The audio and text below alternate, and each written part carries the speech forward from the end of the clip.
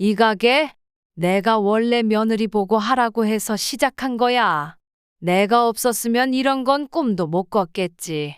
여기 주인은 나고 며느리는 사실상 알바생 같은 거지. 어머니, 아까 그런 말씀은 좀 곤란해요. 이 카페는 제가 운영하고 있는 거잖아요. 그래, 네가 얼마나 잘났는지 모르겠지만 난 그저 너 잘 되라고 한 말들이야. 너무 예민하게 받아들이는 네가 문제지. 네가 이 집안에서 그렇게 큰 소리 칠 자리가 있는지도 의문이네. 안녕하세요. 서울에 거주하는 42살 이진희입니다. 저는 결혼 후 남편과 중학생 두 딸과 함께 행복한 가정을 이루며 살아왔습니다. 홍대 근처에서 인기 있는 케이크 카페를 운영하며 하루하루 감사한 마음으로 살아가고 있었어요. 그런데 요즘은 시어머니와의 갈등으로 마음이 무척 힘들고 복잡합니다. 제가 운영하는 베이커리 카페는 한 달 순수익이 1,000만 원을 넘길 정도로 많은 사랑을 받고 있습니다. 유명 연예인들도 자주 들르고 3달치 예약이 꽉 차 있을 정도로 과분한 사랑을 받고 있어 하루하루 감사한 마음입니다. 그 덕에 시어머니도 제가 만든 케이크를 좋아하며 주변 사람들에게 자랑 삼아 나눠주시곤 했죠.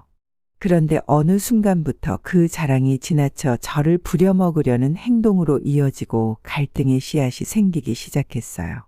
오늘은 시어머니와의 관계가 어떻게 이렇게 어려워졌는지, 그리고 그 갈등 속에서 어떤 일이 있었는지 말씀드리고자 합니다. 제 이야기를 들어주시고 따뜻한 위로와 응원의 댓글 부탁드립니다. 구독과 좋아요는 제게 큰 힘이 됩니다.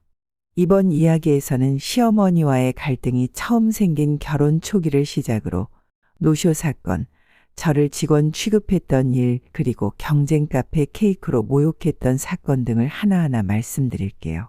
끝까지 들어주시면 감사하겠습니다. 남편과의 첫 만남은 대학 시절 캠퍼스 카페에서였습니다. 그날 저는 친구와 함께 과제 이야기를 나누고 있었는데 바로 옆 테이블에서 스터디를 하던 남편이 책 한 권을 들고 말을 걸어왔어요. 혹시 이 과목 수업 들으세요? 제가 필요한 자료가 있는데 혹시 도움받을 수 있을까요? 그렇게 자연스럽게 대화가 이어졌고 우리는 연락처를 주고받았습니다. 처음에는 단순히 과제를 위해 만났지만 대화를 나눌수록 서로에 대한 관심이 깊어졌습니다. 남편은 성실하고 따뜻한 성격으로 항상 주변 사람들을 배려하며 웃음을 잃지 않는 사람이었어요.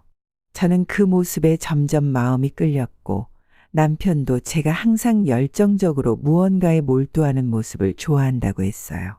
연애 기간 동안 우리는 서로의 꿈에 대해 많은 이야기를 나눴습니다. 남편은 회사원이 되겠다는 현실적인 목표를 가지고 있었고 저는 어릴 적부터 품어온 베이커리를 운영하고 싶다는 꿈을 이야기했어요. 어느 날 남편이 물었습니다. 진이야, 너는 진짜 너만의 빵집을 열면 어떤 모습일 것 같아? 그 질문에 저는 설레는 마음으로 말했어요. 아기자기한 카페에서 손님들이 행복해지는 디저트를 만들고 싶어. 사람들이 맛있다고 웃으면서 먹는 모습을 보면 정말 행복할 것 같아. 졸업 후에도 우리는 꾸준히 만나며 서로를 응원했습니다. 취업 후 몇 년이 지나자 자연스럽게 결혼 이야기가 오갔어요. 남편은 안정적인 회사에 입사했고 저는 작은 제과점에서 실무를 배우며 경험을 쌓고 있었죠. 남편이 먼저 청혼했습니다. 진이야, 우리 이제 평생을 함께하자. 그 말에 저는 망설임 없이 고개를 끄덕였어요. 우리는 가족들과 상해 후 결혼식을 올리고 홍대 근처 작은 아파트에서 신혼생활을 시작했습니다. 결혼 후에도 베이커리를 운영하고 싶다는 제 꿈은 변하지 않았습니다. 하지만 현실적인 벽이 많았습니다. 가게를 차리려면 비용이 만만치 않았고 상권 분석부터 메뉴 개발까지 신경 쓸 일이 한두 가지가 아니었죠. 남편은 제 꿈을 응원하며 힘을 보태줬습니다. 진이야, 내가 원하는 걸 이룰 수 있도록 내가 도와줄게. 천천히 준비하자. 결국 저는 1년간 남편과 함께 준비하기로 결심했습니다. 먼저 홍대 주변에서 입지를 조사하고 어떤 메뉴가 손님들에게 사랑받을 수 있을지 고민하며 시장 조사를 했어요. 저희는 주말마다 여러 카페를 다니며 맛을 보고 매장의 분위기를 관찰했습니다. 또 저는 작은 제과학교에 등록해 기술을 보완하고 새로운 레시피를 개발하기 위해 연구를 게을리하지 않았어요. 창업 비용을 마련하기 위해 둘이 열심히 돈을 모았고 남편은 필요한 초기 자본을 지원해 줬습니다. 그렇게 1년간의 준비 끝에 드디어 홍대 근처에서 작은 베이커리 카페를 열 수 있었습니다. 오픈 첫날 남편은 손님보다 더 긴장한 얼굴로 말했어요. 진이야, 오늘 잘 될 거야. 내가 너의 첫 번째 손님이 되어줄게. 그날 저는 남편과 손님들의 응원 속에서 꿈을 현실로 이룰 수 있었습니다. 오픈 첫날 남편과 시어머니 그리고 몇몇 지인이 와서 응원해 주셨지만 그날 매출은 생각보다 저조했습니다. 첫날은 다 그런 거야. 서두르지 말고 꾸준히 하다 보면 잘 될 거야. 라는 남편의 위로의 힘을 얻었죠. 하지만 현실은 쉽지 않았습니다. 홍대 근처는 워낙 경쟁이 치열한 상권이라 손님들이 새로 생긴 작은 가게에 관심을 가지기까지 시간이 필요했습니다. 저는 매일 새벽 4시에 일어나 빵을 굽고 아침 일찍부터 카페를 준비했어요. 메뉴는 케이크와 컵케이크 그리고 간단한 디저트 위주로 구성했는데 손님들의 취향을 맞추기 위해 매일 고민하며 새로운 레시피를 연구했습니다. 처음에는 하루에 몇 테이블만 채워지는 날이 대부분이었습니다.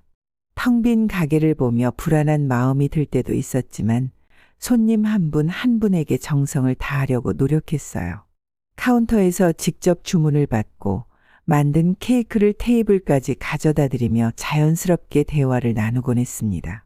어떤 맛이 가장 괜찮으셨어요? 다음에 오시면 다른 메뉴도 추천드릴게요. 조금씩 단골 손님이 생기기 시작했어요. 한 번 방문한 손님이 친구를 데려오거나 SNS에 카페 사진을 올려주면서 손님이 늘어났습니다. 특히 저희 카페의 시그니처 메뉴였던 바닐라 크림 컵케이크는 손님들 사이에서 큰 인기를 끌었어요. 입소문이 퍼지면서 멀리서 찾아오는 손님들도 생겼죠. 하지만 이 모든 것이 순탄했던 것은 아니었어요. 카페를 운영하면서 여러 시행착오도 있었습니다. 처음에는 어떤 날은 케이크가 다 팔리고 어떤 날은 반도 못 팔아 남는 일이 반복됐어요. 저는 손님들의 패턴을 분석하고 주말과 평일 메뉴 수량을 조절하면서 낭비를 줄이기 위해 애썼습니다. 또한 홍보가 부족하다는 것을 깨닫고 SNS 계정을 개설해 메뉴와 매장 사진을 꾸준히 올렸어요. 운이 좋게도 몇몇 유명 블로거와 유튜버가 방문해주면서 카페의 인지도가 높아졌습니다. 가장 힘들었던 순간 중 하나는 직원 고용 문제였어요.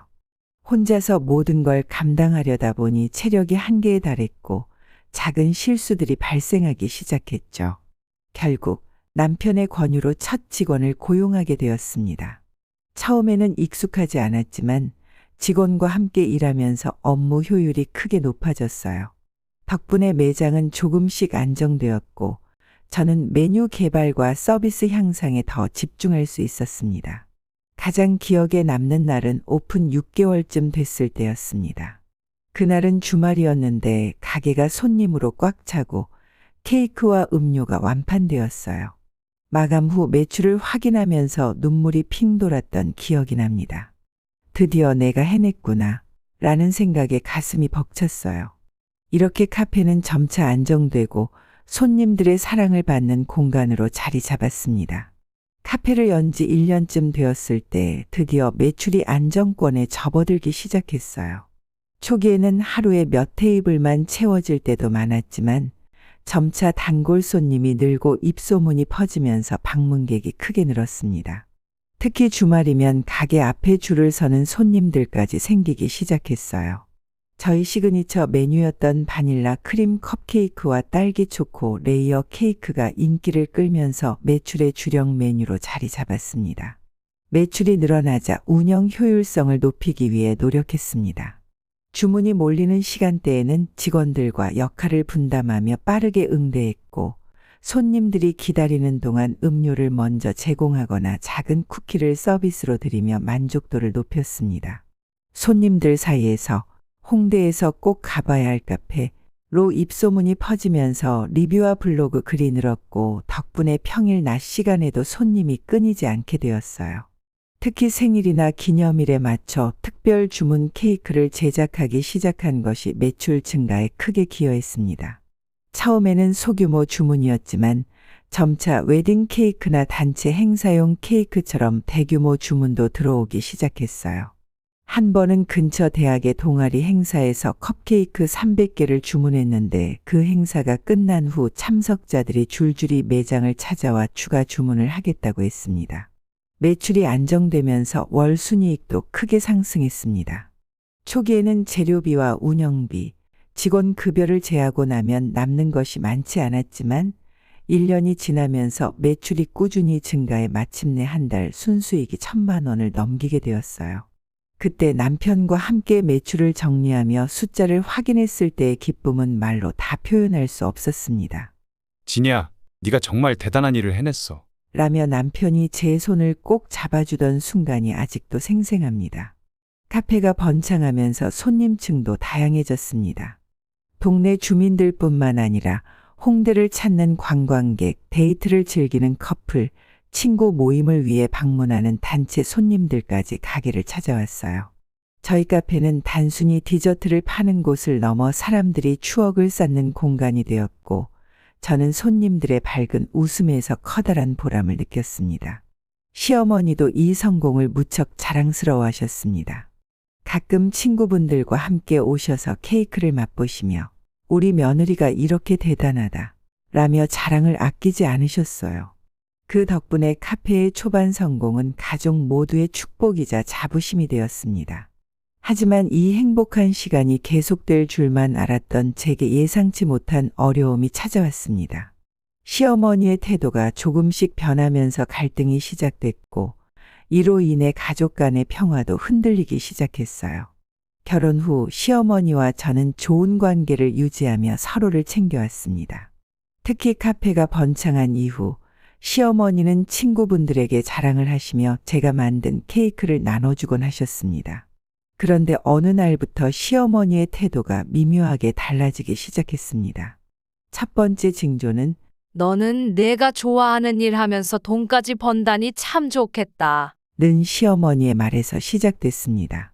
겉으로는 칭찬처럼 들렸지만 그 말투에는 남편이 회사에서 고생하는 것에 대한 은근한 불만이 섞여 있었습니다. 저는 대수롭지 않게 넘겼지만 시간이 지나며 비슷한 말들이 반복되면서 마음에 작은 금이 가기 시작했죠. 그 즈음 저를 분노케 하는 사건이 발생했습니다. 첫 번째 사건은 교회 행사 컵케이크 200개 주문이었습니다. 시어머니는 어느 날 저를 불러 말씀하셨습니다. 진이야, 이번 주에 교회에서 큰 행사가 있어.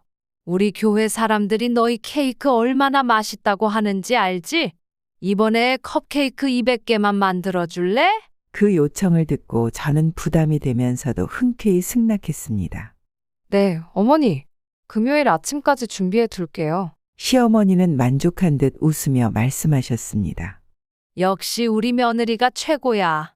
이런 일도 척척 해주니 얼마나 든든한지 몰라. 그날부터 저는 직원들과 함께 새벽부터 밤늦게까지 컵케이크 준비에 매달렸습니다.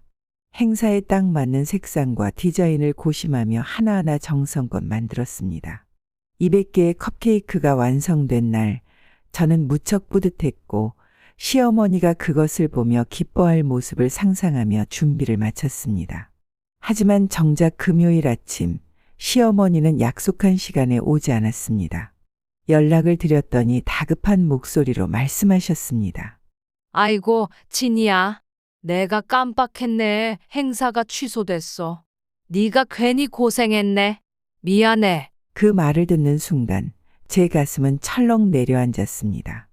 눈앞에는 쌓여있는 200개의 컵케이크가 있었고 저는 한동안 멍하니 서 있었습니다. 허탈함이 몰려왔지만 화를 낼 수도 없었습니다.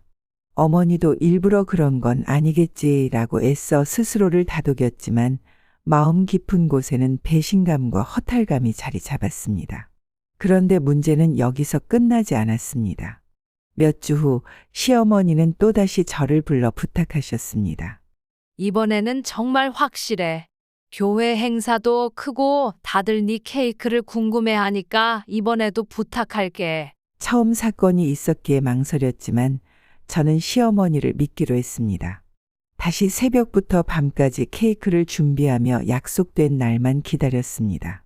하지만 두 번째 노쇼는 더 큰 충격을 안겼습니다. 이번에도 시어머니는 나타나지 않았고 연락을 드리자 같은 대답이 돌아왔습니다. 어머, 진이야. 이번에도 취소됐어. 이런 걸 미리 말했어야 했는데 미안하다. 그 순간 제 마음속에는 화와 슬픔이 동시에 치밀어 올랐습니다. 어머니는 내 노력을 얼마나 가볍게 생각하시는 걸까? 라는 생각에 잠을 이루지 못했습니다. 노쇼 사건이 있고 난 뒤 시어머니는 교회 친구들과 함께 카페를 방문하셨습니다. 가게를 둘러보던 시어머니는 친구들에게 이렇게 말했습니다. 이 가게 내가 원래 며느리 보고 하라고 해서 시작한 거야. 내가 없었으면 이런 건 꿈도 못 꿨겠지. 친구분들이 놀라 물으셨습니다. 그럼 이 가게 주인이 형님이에요? 시어머니는 웃으며 말했습니다. 그렇지. 나는 주인이니까 며느리가 여기서 열심히 일하고 있잖아. 사실상 알바생 같은 거지. 그 순간 제 귀를 의심했습니다. 눈앞에 계신 손님들과 직원들의 시선이 느껴졌고 얼굴이 화끈거렸습니다. 억울함과 분노가 뒤섞인 감정이 치밀어 올랐지만 손님들 앞에서 따질 수가 없었습니다. 마음속으로는 외쳤습니다. 이 카페는 내 꿈이자 내가 모든 걸 쏟아부어 만든 건데 어머니가 어떻게 이런 말을 할 수 있지?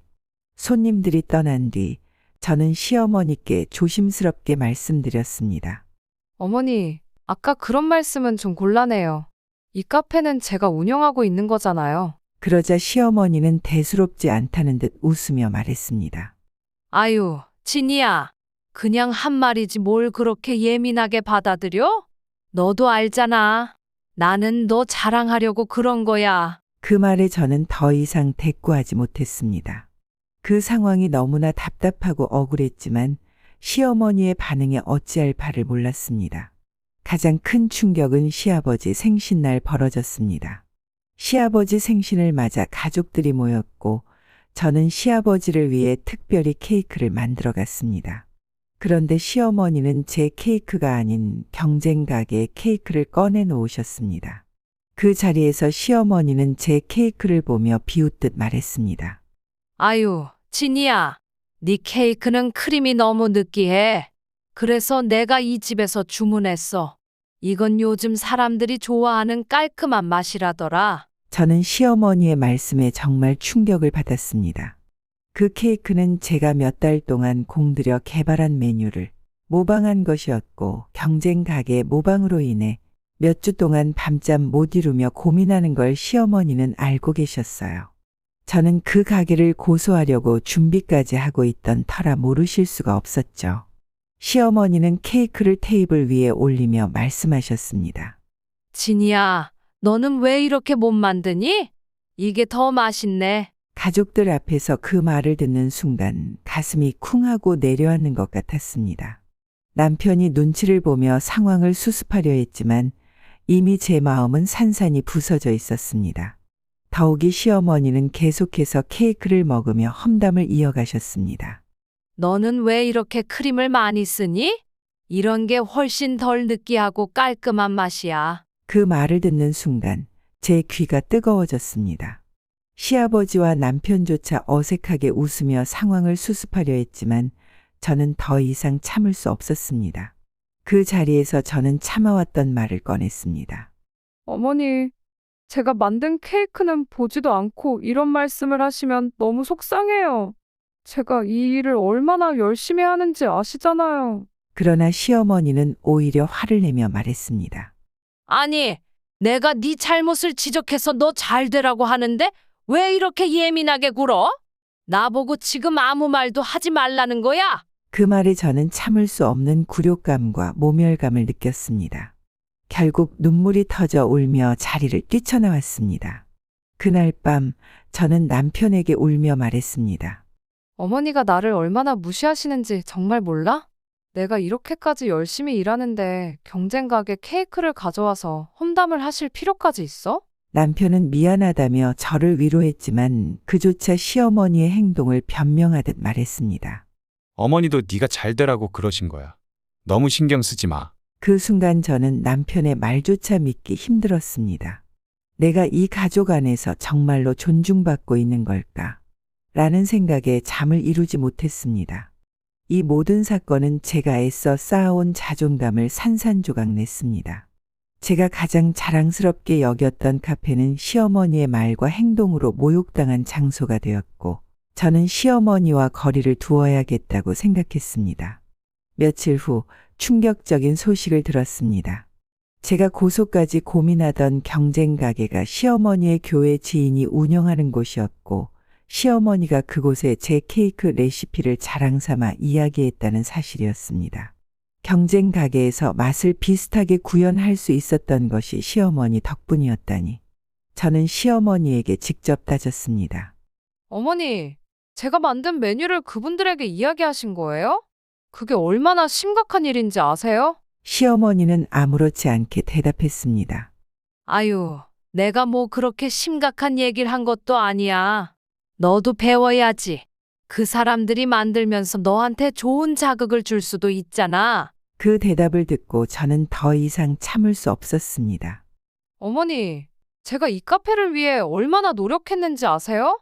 그런데 그런 식으로 다른 사람에게 정보를 주시면 저는 어떻게 되는 거예요? 하지만 시어머니는 오히려 화를 내며 말했습니다. 그까짓 말 몇 마디로 망할 것 같으면 네가 가게 관리를 못한 거 아니니? 내가 일부러 떠벌리고 다닌 것도 아니고 자랑 좀 하려다가 이렇게 된 걸 이렇게까지 몰아붙여야 하니? 너 우리 아들 돈 아니었으면 카페 이렇게 차리지도 못했을 거잖아. 어디서 생색이야? 그날 밤 저는 남편과 진지하게 이야기를 나눴습니다. 당신 어머니가 제게 주는 상처가 너무 커요. 더 이상 이렇게는 못 참겠어요. 남편은 처음에는 난감해했지만 제 눈물 어린 호소를 들으며 제 편에 서겠다고 약속했습니다. 진이야, 어머니와 직접 얘기해 볼게. 내가 중간에서 중재를 잘 못해서 미안해. 며칠 후 시어머니와의 가족 회의가 열렸습니다. 남편은 시어머니께 제 마음을 대신 전달했습니다. 어머니, 진이가 너무 힘들어하고 있어요. 어머니께서 조금 더 배려해 주셨으면 좋겠습니다. 그러나 시어머니는 쉽게 물러서지 않으셨습니다. 아니, 내가 뭘 그렇게 잘못했다고 그러니? 내가 다 너희들을 위해서 하는 건데 그렇게 예민하면 내가 어찌해야 하니? 남편은 차분히 다시 상황을 설명하며 말했습니다. 어머니께서 말씀하신 것들이 진이에게는 상처가 됐습니다. 이제는 서로 조금 더 이해하려고 노력해야 하지 않을까요? 시아버지도 말을 보탰습니다. 여보, 나도 들으면서 조금 심하다고 느꼈어. 진이도 우리의 가족인데 너무 몰아붙이는 건 옳지 않잖아. 하지만 시어머니는 오히려 화를 내며 말했습니다. 아니, 다들 나한테만 왜 그래? 내가 이 집안 어른이잖아. 며느리가 좀 힘들다고 이렇게 모두가 나를 몰아세우면 난 어디로 가야 하니? 그 말에 저는 참았던 감정을 폭발시키고 말았습니다. 어머니, 제가 힘들다고 말씀드리는 이유는 어머니와 잘 지내고 싶어서예요. 그런데 어머니께서 계속 저를 무시하고 헐뜯으시면 저는 도대체 어떻게 해야 하나요? 가족들 앞에서 직원 취급하고 제 케이크를 험담하시는 어머니를 어떻게 이해할 수 있겠어요? 그러자 시어머니는 고개를 돌리며 냉소적으로 말했습니다. 그래, 네가 얼마나 잘났는지 모르겠지만 난 그저 너 잘 되라고 한 말들이야. 너무 예민하게 받아들이는 네가 문제지. 네가 이 집안에서 그렇게 큰 소리 칠 자리가 있는지도 의문이네. 그 순간 방 안의 공기가 얼어붙었습니다. 남편이 시어머니를 똑바로 바라보며 단호히 말했습니다. 어머니, 그 말은 너무 심하신 거 아니에요? 진이는 우리 가족을 위해, 카페를 위해 정말 열심히 살아왔어요. 어머니께서 그런 식으로 무시하시면 저는 다시는 이 집에 오지 않겠습니다. 제 와이프 무시하지 마세요. 가족들이 모두 시어머니의 편을 들어주지 않자 시어머니는 잠시 말문이 막힌 듯했습니다. 그제야 시어머니는 자신이 지나쳤다는 것을 깨달으신 듯했습니다. 그래, 내가 너무 심했나 보다. 미안하다. 정말 그런 의도는 아니었는데. 그날 밤 시어머니는 처음으로 진심 어린 사과를 하셨습니다. 진이야, 내가 너를 정말 사랑해서 자꾸 간섭을 했던 거야. 그런데 그게 너에게 상처가 됐구나. 정말 미안하다. 내가 앞으로는 조심할게. 그 말을 들으며 저는 쌓였던 감정이 조금씩 풀리는 것을 느꼈습니다.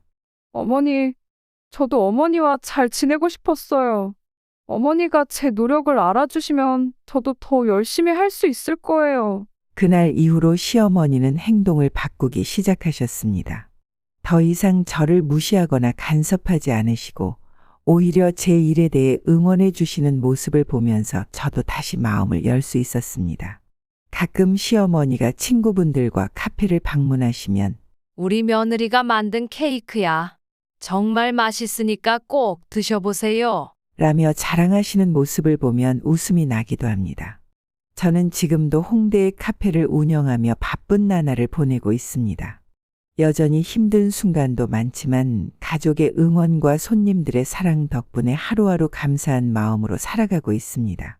어머니와의 관계도 조금씩 더 나아지면서 이제는 함께 웃으며 이야기할 수 있는 날들이 많아졌습니다. 여러분은 이런 갈등을 겪으신 적이 있으신가요? 혹시 가족과의 관계에서 어려움을 느끼셨던 분들이 계시다면 제 이야기가 작은 위로가 되었으면 합니다. 가족이란 때로는 가장 큰 상처를 줄 수 있지만 동시에 우리를 가장 강하게 만들어주는 존재가 아닐까요? 따뜻한 위로와 격려의 댓글로 함께 해주세요. 구독과 좋아요는 저에게 큰 힘이 됩니다. 앞으로도 여러분과 공감할 수 있는 이야기를 들려드리겠습니다. 감사합니다.